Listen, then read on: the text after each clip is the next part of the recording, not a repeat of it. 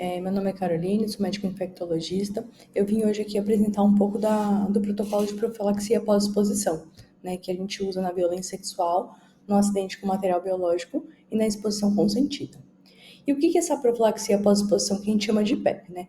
Então, é PEP ao HIV, às hepatites virais, às sífilis e a outras infecções sexualmente transmissíveis. Então, consiste no uso de medicamentos para reduzir o risco de adquirir essas infecções. Então, como eu já tinha falado, né, na violência sexual, no acidente com material biológico, por exemplo, de um acidente pérfuro, né, quando a gente trabalha no hospital, ou se, por exemplo, rompe a camisinha durante a prática sexual, ou não usa, ou saiu, algo aconteceu que você tem risco de exposição ao HIV, você pode procurar a PEP. Essa daqui é um dos slides que teve da reunião, né, quando mostra o número de dispensas de PEP conforme o ano, né? A gente percebe que a PEP sexual consentida gira em torno de 21.128, 77% de todas as PEPs dispensadas.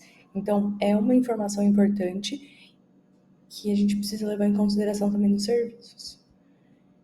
O que a gente tem, né, que vem mudando, né, ao longo do tempo no PCT com relação à PEP, né? Então, teve a união de todas as profilaxias, né, sexual, profissional e de violência, a simplificação da avaliação de risco, que a gente vai ver um pouquinho mais para frente, a redução do tempo de segmento, que hoje a gente faz em 30 e 90 dias, os medicamentos com menos efeitos colaterais, né, interações medicamentosas e numa tomada diária, a redução do rol de exames laboratoriais solicitados, a ampliação do acesso à PEP, com a prescrição por profissionais, não só os médicos, né, mas também enfermeiros, farmacêuticos e dentistas. Quando a gente vai falar de PEP ou HIV, a gente tem que seguir os 4 passos, né? Então, as perguntas são: o tipo de material biológico é de risco para a transmissão? Sim. O tipo de exposição de risco é para a transmissão ao HIV? Sim. O tempo transcorrido entre a exposição e o atendimento é menor que 72 horas? Sim. A pessoa exposta é não reagente para o HIV no momento do atendimento? Sim. Então, se todas as respostas forem sim, a PEP para o HIV está indicada. E aí, quando a gente fala do tipo de material envolvido, né? Os que requerem, né, profilaxia nas exposições são sêmen, fluidos vaginais, sangue e outros materiais contendo sangue, né? Líquido peritoneal, pleural, pericárdio, o líquor, o líquido amniótico, o líquido articular, o leite materno. O sem risco para essa transmissão. Então, a gente vai ter o suor, a lágrima, as fezes, a urina, vômito, saliva e secreções nasais, aquelas que não contenham sangue. Então, o tipo de exposição, né? As exposições que requerem a profilaxia, então, é a percutânea de mucosa sexual, respingo nos olhos, nariz ou boca, cutânea envolvendo pele não íntegra ou mordeduras que têm a presença de sangue e sem risco de transmissão. Então, é pele íntegra e mordeduras sem a presença de sangue. O tempo transcorrido entre a exposição e o atendimento, que a gente fala de 72 horas, né, para PEP ao HIV.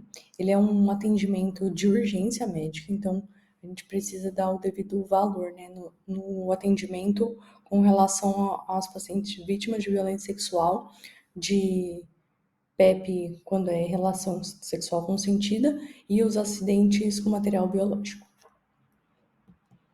Então, o fluxograma, né, para indicação de PEP ao HIV, que a gente tem, né, do PCDT de 2021. Então, é basicamente aqueles 4 passos que a gente tem e levando em consideração o material biológico, o tipo de exposição e as 72 horas. A PEP ao HIV deu uma modificada, né, de 2022 para 2023. Então, essa é a de 2021, que eu deixei no slide. Então, de 2023, né? O que a gente usa atualmente? Agora a gente tem o dolutegravir para criança, né? Foi isso basicamente que modificou. Então, de 0 a 4 semanas, o que a gente vai usar? A gente vai usar zidovudina, lamivudina e raltegravir. Do lado tem a parte de posologia, né? Dependendo do quilo da criança. De 4 semanas a 6 anos, então a gente vai usar a zidovudina, lamivudina e o dolutegravir, que também vai com base no peso da criança. E a partir de 6 anos de idade e mais de 20 quilos, a gente faz a posologia do adulto, né? Então, a gente tem acima de 6 anos e para adultos, né? E 6 anos e 20 quilos, a gente faz tenofovir, lamivudina e o dolutegravir. Um adendo, né? As pessoas que fazem uso de rifampicina, carbamazepina, fenitoína, fenobarbital, a gente vai dobrar a dose do dolutegravir, né? Então, vai ser um comprimido de 12 em 12 horas. Os cuidados, né, que a gente tem que ter com o dolutegravir, um deles a gente já falou, né? Quando a gente dobra, quando faz uso de alguma das medicações expostas, e a gente tem que tomar um pouco de cuidado com a parte da metformina, né? Então, quando o paciente é diabético, usa metformina. Então, para paciente fonte muito experimentada, não tem indicação de a gente fazer a genotipagem no momento da exposição. A PEP não pode ser postergada. Então, às vezes, se você não tiver muita experiência, não tiver um infecto ali de plantão, inicia a PEP padrão e encaminha para referência. Algumas observações, né? Quando você usa a nevirapina, lembrar que ela você tem que suspender com 14 dias. O dolutegravir de 5 pode ser usado a partir de 2 meses até 6 anos. E o dolutegravir de 50 pode ser usado acima de 6 anos e 20 quilos, que é o que a gente já tinha exposto. Com relação à amamentação e PEP. Então, se você teve um risco de exposição, você tem que interromper essa amamentação até a definição diagnóstica, que é mais ou menos aí de 12 semanas, né, os 90 dias. Se a criança for amamentada por uma pessoa que foi exposta, né, interrompe a amamentação, coleta a carga viral da criança e inicia a PEP também para ela até 72 horas. E simultaneamente a investigação diagnóstica. Os parceiros são soros diferentes, né? Então, a gente tem que lembrar, né, que indetectável é intransmissível, então não há risco de transmissão ao HIV por meio das relações sexuais, quando eles são indetectáveis, eles são intransmissíveis, e também considerar a pessoa fonte, né, a adesão ao antirretroviral, a supressão viral, a ausência de outras ISTs e identificar as práticas sexuais de riscos, né, com outras parcerias. Então, você tem que sempre levar em consideração da pessoa exposta a sua autonomia, né? E o desejo ou não de querer fazer a PEP, mesmo sabendo, né, indetectável e intransmissível. A gente tem uma baixa adesão à PEP, então algumas estratégias, né, é dispensar os 28 dias, né, antes a gente achava que dando 7 comprimidos para o exposto, né, ele ia procurar o serviço de referência e ia continuar, né, o uso da PEP. Só que a literatura mostrou que não, né, a gente acaba dificultando esse paciente, ele acaba não indo no outro serviço e não fazendo uso. Então, dispensar para os 28 dias e não fracionar, falar das informações sobre a PEP, né, lembrar de falar as dúvidas, né, do paciente, e falar para ele sempre tomar no mesmo horário, né, ter alguns lembretes diários, colocar no celular para despertar, algo desse tipo. As orientações durante o uso da PEP, então, usar preservativos, não compartilhar seringas e agulhas, né? E lembrar da PrEP, né? Para alguns casos, né, que tem indicação de PrEP.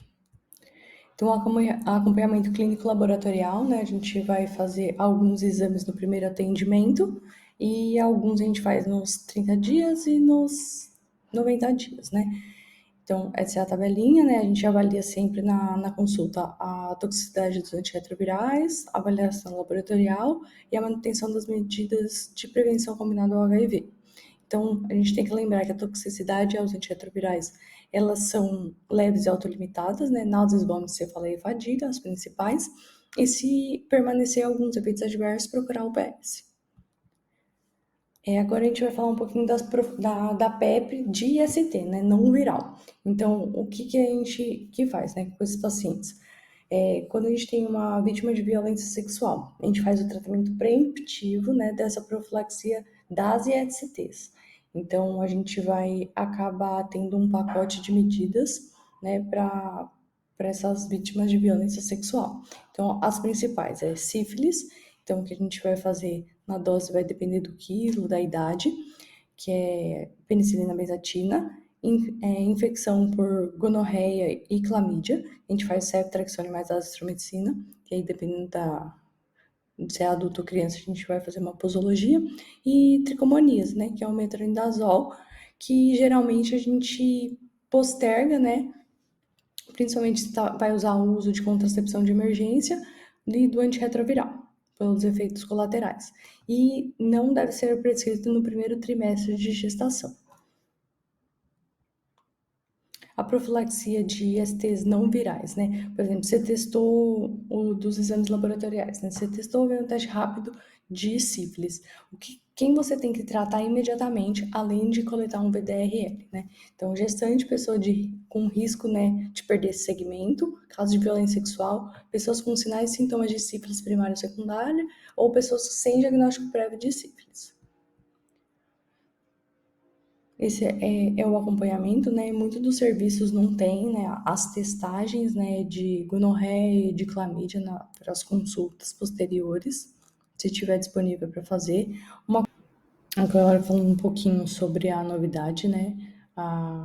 Pacientes vítimas de violência sexual de 9 a 45 anos foram incluídos para receber a vacina contra o HPV. Tá bom? Então, essa é uma das a nota técnica, né, que a gente teve desse ano. A profilaxia da hepatite B, né? Então, ela é um cruzamento de informações. Então, a gente tem que ver do paciente, da pessoa fonte, né, e do profissional exposto.